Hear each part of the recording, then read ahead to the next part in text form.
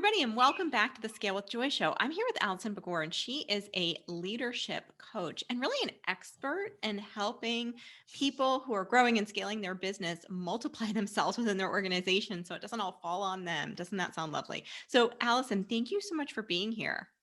Oh, thank you, Laura, for having me today. I'm so happy to be here. Yeah. So I had actually just mentioned that that many entrepreneurs want to clone themselves. Many entrepreneurs just want to help alleviate some of the things that are on their plate by handing it off to other people. But you actually say that's very inefficient. Why is that? I'm so glad you mentioned that. I hear that all the time with my clients. If I just had a clone of myself, everything would be perfect. And the desire to clone ourselves comes from somebody being able to be within our heads and then not having to train them, right? They can just take it and run with it. And the reason I think that's not efficient, and I'll use myself as example, tech is not my area of expertise. That is an area I love to delegate and hire out. If I hired a clone of myself, they wouldn't be able to do the tech either. Terrible idea to only hire people with the same skills that I have. And so I really want to spend the time and help my clients finding someone who has the skills that they need, which very well may be someone completely different, than me or than you. And it also brings so many more good ideas. And having a diversity of ideas just really helps your business grow. So I think being open to hiring someone and training someone who's not a clone of you will actually be able to scale your business that much faster. Gosh, I love that you're saying this because when you put it into terms of visionary integrator, which a lot of my clients they look at that concept from a variety of different angles. Like some look at it from an angle of EOS, some of it look at it like scaling up. But no matter what the angle is, I think it is based on a principle that you are sharing that I love, which is that if we're this big picture visionary entrepreneur types, which many of us are, sometimes you could almost, first of all, be attracted to other people who are just like you, that are big picture thinkers. Yeah, But it's kind of like you only need one of those that's right. in an organization, or else like it can get kind of crazy. So I feel like that's a really important point that you're making here. And then the second is that I know as a visionary, I always need the integrator. I always need the operations, the system-minded person. Having grown 6 and 7 different companies over the last 20 years, I've always had that person. And times I Yes. haven't has been extremely painful. Yeah, it makes a difference. When I have someone who can help with all of those details and in some ways keeping me on track, I mean, it just pays for itself 10 times over. Yeah, I love that. That's so good. And so, what do you think are some of the key ways in which, particularly entrepreneurs, can become high performing leaders? Because, hey, many of us did not come from corporate. Many of us have grown up in entrepreneur land. So, like, what do you think are some of the things that we really need to learn about leadership?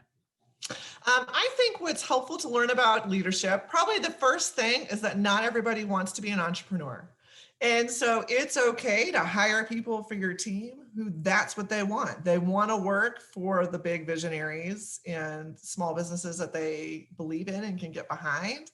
And just having that kind of knowledge that everybody doesn't want to be an entrepreneur, and that's okay. I think it's helpful for entrepreneurs in leadership to really, once you decide, okay, they don't want to be an entrepreneur, what do you want to do? How can I help you grow? And realizing that many employees and team members want to grow in their own way. And probably the last thing I would say is having really good, transparent communication. I think especially for a lot of entrepreneurs, I mean, most people, if not everyone, is a solopreneur first. And so you're so used to doing everything by yourself that as you start to grow your team, it can be hard sometimes to know what to communicate and what not to communicate, or feel like I'm giving them too much information. But I really think the more you can communicate and get to know your team members, the better it's going to feel for everyone and the better leader that you can be. So good. I think sometimes as visionaries and entrepreneurs, we sit around and we have the same thoughts in our head over and over and over again, Mhm. right? We get excited about the thing and then we're talking about the thing and then we get excited about the thing and then we forget that we talked about the thing, right? And I think sometimes if we don't come up with a way to clearly communicate it in a streamlined way, we forget that all that lives in our head. Right. Right. Yes. Yeah. People aren't mind readers. You have to tell them. Right. And because we think it all the time, we forget that they're not in there in that brain with all of those Yes. neurons firing.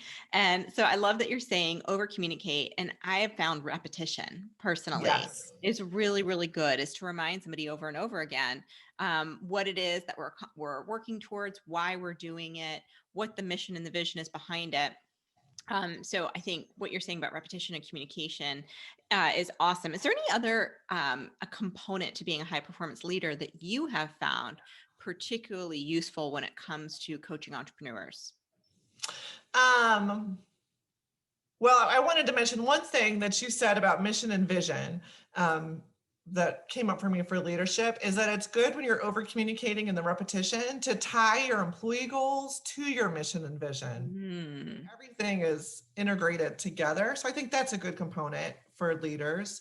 And the other thing I find with a lot of my clients, two things. One is that they know more than they think they do about hiring, HR, leading teams. I think sometimes it feels a lot scarier. We think things are a lot harder than they, Mm. in that you probably have more of the skills than you think. And just to be flexible, I think flexibility is just a key for all leaders. And the kind of more you can move and flow over obstacles, the better your business is positioned for success and the better your team feels, because things are going to come up and flexibility has been key. Yeah. So can you share with me just a few more details on the actual what you had just said about the flexibility? I think that's so important. Like even maybe a situation that might come up as an entrepreneur when you're trying to lead, and what is not flexible, what is flexible? Because I think sometimes we think we're very flexible, and maybe we're maybe not, maybe not quite as flexible as we think we are. Yes. You're like, I'm super flexible. It's my way or the highway, right? Right, right. Yeah, well, and in that flexibility, I think you do have to do a bit of planning in advance. Yeah. So I have a client and she is wonderful, so smart, great entrepreneur, great product vision and ideas. She struggles a bit with managing people because she wants them to be able to read in her head Yeah. and frequently doesn't give tasks until too close to when they're due. Hmm. When you're not giving enough time for people to kind of think and plan and do their plan and schedule their time according to their energies, that's not being flexible.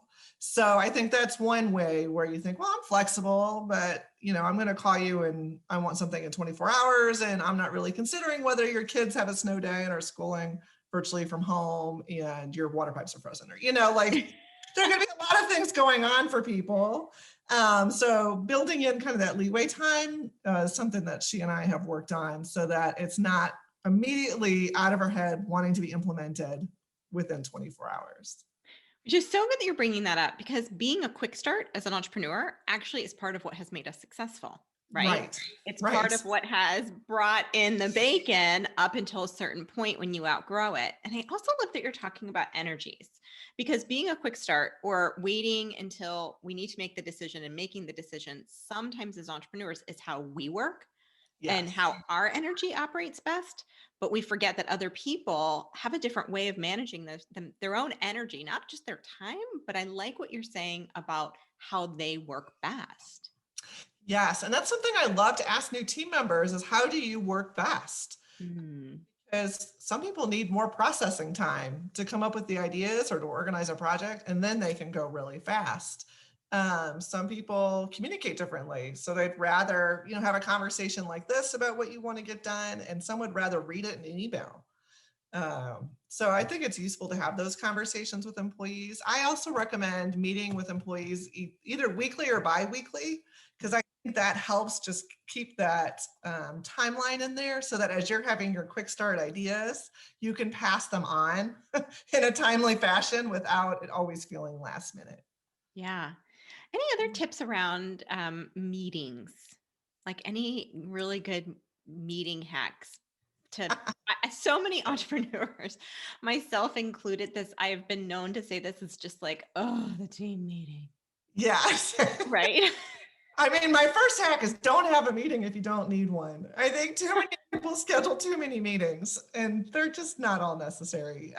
So if it can be an email, don't schedule the meeting. I think people will be happy to have it off their calendar. Um, the other things I like to do in meetings is to have a clear agenda so people know what to expect and what you're talking about. And if it's a weekly meeting where you're always just debriefing on what the projects are for the week, maybe you don't need to have a written agenda, but as long as people know the expectations and what's going to be accomplished in a meeting, keeping on task. And then I like allowing, 5, 10, 15 minutes for fun, especially as we're working remotely and we want to be able to connect with people and connect with your team. I think it's good to have a little bit of time in there for fun, ask a fun question, just find out what's going on with people. Just the kind of chit chat is important in a meeting too. That's so helpful. I really appreciate you being here. I know that many people, just as we wrap up, have the question of what do I ask people in an interview? And you had mentioned that it's easier than many people might realize. And you had also mentioned the question of how do you work best? Are there any other questions that you think are really important to ask when you are interviewing a candidate that you want to see, you want to make sure that they're the best fit? Yes. Yeah. My top tip for questions when you're interviewing are to ask what's called behavior-based interview questions. And that's asking for candidates to give you specific examples from their past experiences. And in those examples is where you can hear if the skills are what you're needing and looking for. Too often when we just ask most interview questions, people can just give you a hypothetical and you don't really know if that's how they operate or not. But one of my favorite interview questions to ask is, what did you like best about your last job or your current job? And what did you like the least? Asking people what they like the least, I feel like is a kind of a connection point, but people are very open about what they don't like about their jobs. And Yeah. you can hear whether that's something that like key in your position or not. Yeah. Um, and so I like that question a lot. That's so funny. So they'll start kind of getting passionate about something and then you get to the real deal. Is that kind of what you're saying? Yes. Yeah. I mean, I've interviewed people for jobs that had a lot of travel, for example, and they're like, oh, yes, I can travel and I like, doing this. And you ask about their job, past job, what'd you like the most? What'd you like the least? Like, oh my gosh, I just hate living out of a suitcase. And you're like, maybe this isn't the best position for you, right? Oh my gosh, that's so funny. Any other like good interview stories that you have? Any funny things that have happened? Oh gosh, I feel like these things happen all the time. I mean, we also have asked with one of my clients about policies, like what policies don't you really like?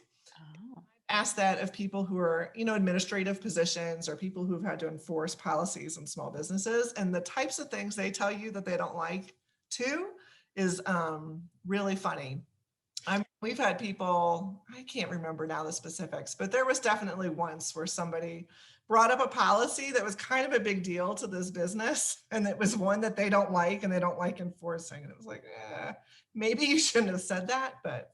yes, that's so funny that you say that. I love that when you ask them their opinion, the real deal comes out. Like, Yes. I'm just thinking about, I just hired a community manager for one of my companies, and I did never ask that question. But if they were like, "Ah, I just don't like people," Yeah, I feel right. like that might not work. Yeah, like, oh, the people complaining all day just wear me out. I can't do this. Yeah, I put the I in introvert. You're kind of like, well, Well, probably won't be the best fit then. So, Allison, these right. are great tips and really fun to talk to you. Obviously, you completely understand entrepreneurs and how they think and what they need. So that's, I know many people are going to want to connect with you. Where's the best place for them to reach out? Yeah, the best place is through my website, which is AlisonBegor.com. And then I also hang out a lot on Instagram, and then I've got a Facebook group too. All right, awesome. Well, thank you so much for being here. Thank you for sharing your expertise. And I appreciate you just sharing your wisdom. And if you want to check out Allison, you can go to Alison Begor, Begor, and that is where you can find her on all of the places. Thanks so much, Allison. Thank you, Laura.